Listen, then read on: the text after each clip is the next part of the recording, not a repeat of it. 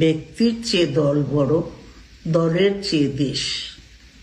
আমি যুক্তরাজ্য থেকে অসুস্থ অবস্থায় আপনাদের আহ্বান জানাতে চাই, এমন কোনো কাজ করবেন না যাতে আপনাদের এত দিনকার সংগ্রাম, আত্মত্যাগ বিফলে যায়।